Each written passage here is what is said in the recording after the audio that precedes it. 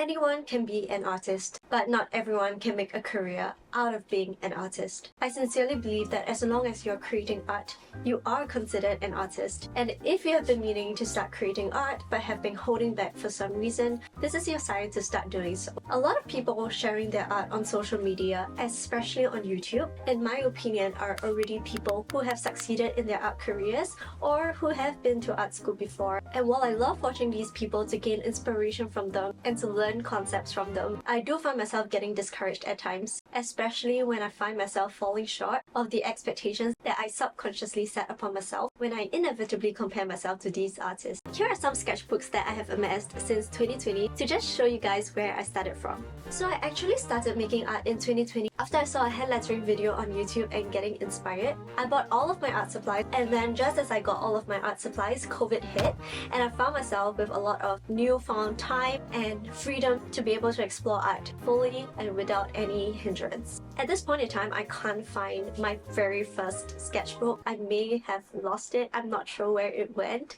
But I first started off by just doing some simple sketches. I was watching YouTube tutorials and I learned to draw some trees and some flowers and learned to do shading to create some contrast and shadows as well. I was bored just simply doing drawings and sketches, and I wanted some color in my life. I decided to branch out to other art forms such as watercolor and acrylic paints at that point in time. This was like one of the first ever watercolor paintings that I used to do, and you can tell that it's just bad. It's just really bad. I think with watercolors, I found it a little bit difficult to create depth, and my paintings always felt a little bit dull and unsaturated, which of course I've since realized was simply due to my lack of skill and nothing to do with watercolors themselves. I struggled so much. I remember with the anatomy. This was like supposedly reflections. I don't know, but it was like really bad. I was not happy about this, or at the time I think I was like not happy but like satisfied enough, and now looking back I realized just how bad it was. But at this point in time I was also painting with acrylics, and acrylics are definitely way more forgiving than watercolor paints. So this was like a comparison to try to see which medium of paint I would prefer. So this is a watercolor and this is acrylic, although I do think the acrylic one turned out a little bit better. I do still like watercolor. I just remember spending an insane amount of time on it. Just a lot of watercolors.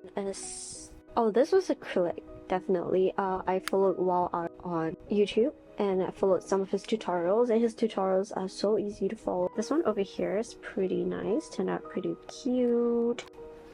Whatever this is, some drawings. It was really easy to just paint over the mistakes that were made, which obviously as a beginner I was making a lot of mistakes. What I really disliked about acrylic paints though, till this day, is that they dry so quickly. That was really annoying because I am a pretty slow painter. Sometimes I do like to split my paintings over the course of a few days, so that got a bit annoying whenever my paints were drying and I had to remix certain colors. And the cleaning up process after the painting is also more difficult than watercolors. So I stopped painting with acrylic paints after a while just because of how cumbersome it was, or at least that was how I found it to be. I moved on to painting with gouache sometime in May 2020. I feel like gouache is if watercolor and acrylic had a child together, and gouache just had the best characteristics of both watercolors and acrylics. With gouache, I found it much easier to create more vibrant paintings, and what I really liked about it was that I could always reactivate it with water as well. I did struggle a little bit at the start with creating the right consistency of the paints, and I used to treat gouache a little bit too much like watercolor paints and watered it down a bit too much. It was also around this point that I decided to start doing digital art as well. I got all my inspiration from Pinterest, but was mostly just melding and mixing different ideas and concepts around as well in digital art. It was in digital art that I felt really free to do whatever I wanted, because it was always so easy to just go back and redo my mistakes. In 2021, I moved on to bullet journaling as well, as it was all the craze at that point in time and I wanted to join in on the fun. This was when I started incorporating a little bit more of mixed media into my art. And this one was like so shader Campbell coded. I was so inspired by her and her doing all this kind of like a cutout page, cover page. I used to mix watercolors and gouache, stickers, markers, acrylic graphs, color pencils all together. And I remember that Jenny Journals was a huge inspiration for me at that point in time, and she was the reason why I started using markers and acrylic graphs to add more details into my paintings as well. I think I may have one extra bullet journal somewhere, but I can't find it. But I have these paintings that I painted for that bullet journal, so I painted them on the watercolor pad once again, cut them up, scanned them, and then pasted them in my bullet journal. And this is one of the paintings that I did. I was really into painting like plants, flowers, animals, things like that, and I am still into painting those kind of things. And then the next one was this, the tiger painting. I struggled so much with the face. I remember just drawing and then erasing and drawing and erasing. One thing to say about this painting is that I felt that it was very flat. Like, it literally seems like there's only one layer of plant. So if I were to redo this painting, I think that's something that I would change a little bit more, try to create more depth in my painting. And then the last one was this one. Really liked how it turned out as well. I think I was really learning a lot more on how to paint light and just illustrate like a candle painting over here. I think lighting is something that I always struggled with and still struggle with even to this day. And I moved on to color pencils in May of 2022, and I actually really loved color pencils. I always used to think of color pencils as like a children's art and something you did when you were younger. But I found that was really not the case at all. You can create such beautiful art with color pencil, and I also did a lot of paintings where I combined watercolor and gouache with color pencils, and I still do to this day because I just love how they look together. Yeah.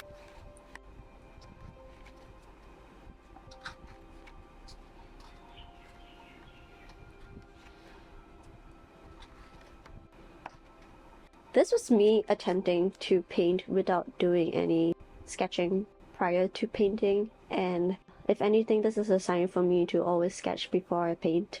I decided I wanted a nice like book for only like the perfect paintings, if that makes sense. Yeah, this was like the ones I did. This was what I did this year, 2025, so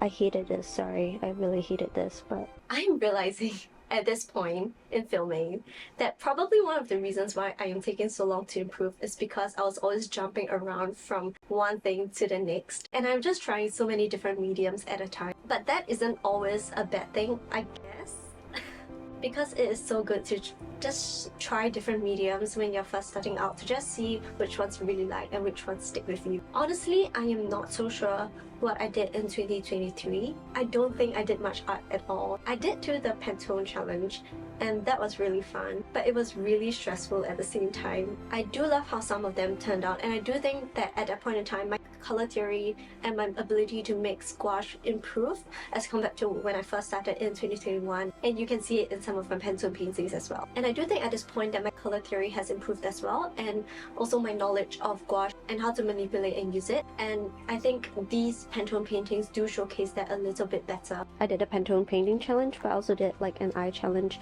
I wanted to draw 50 eyes and I got to maybe 30 eyes before stopping. So this was like a mixture of like sketches with pencil and then pen, and then watercolors and then gouache, things like that. I really wanted to master drawing eyes, and of course I know there are so many different things, not just eyes, but I was really into drawing them.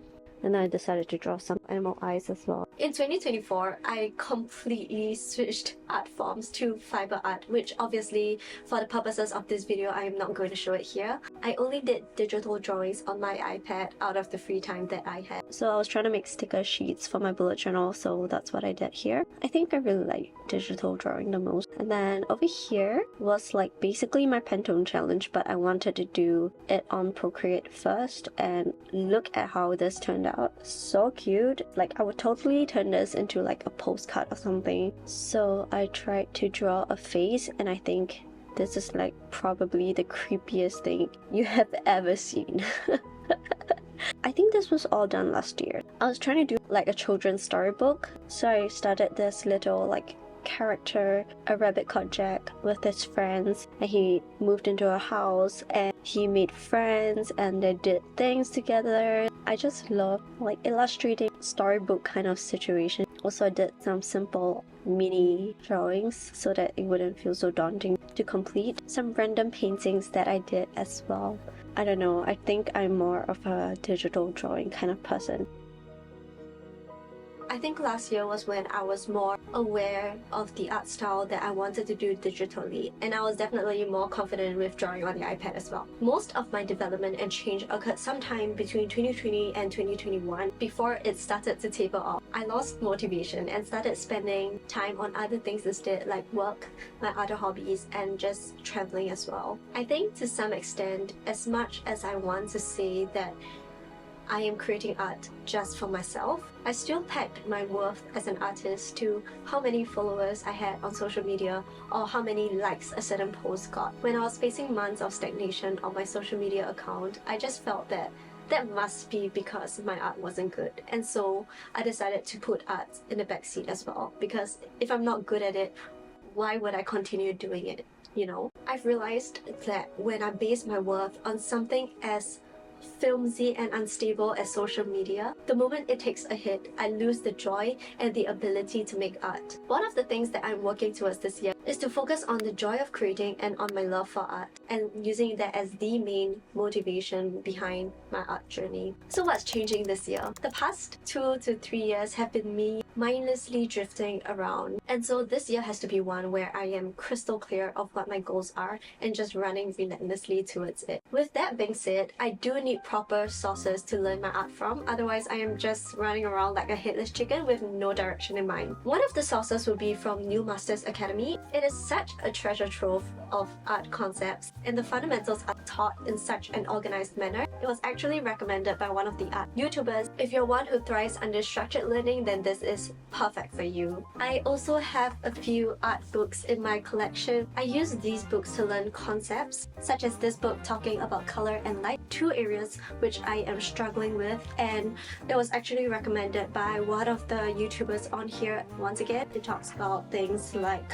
color relationships, it talks about the color wheel, chroma value, it talks about a lot of stuff, and obviously I have yet to read it through because I am lazy, and that is gonna change this year. I'm gonna change this year, I promise. Some of these art books are for getting inspiration. This is from The Secret Life of Ariete. I got it when I was in Japan. And this is from Sam Does Arts. These books are good for getting inspiration and just catching a glimpse into the thought processes of different artists and just seeing how they develop their artworks. With the right sources guiding me, I also have to deliberately carve out time to practice, and also practice deliberately. By that, I do mean practicing with a specific purpose in mind rather than practicing blindly. When you're doing a certain painting, what are you trying to achieve? Are you trying to learn about light, about color, about composition, things like that? I will also practice through copying art that I like. I know, copying. If I want to master a skill, I have to learn from the masters. In copying artwork that I love, I slowly start to gain insight into the minds of these artists. I will be able to understand what makes their art stand out. Is it their color palette? Is it their choice of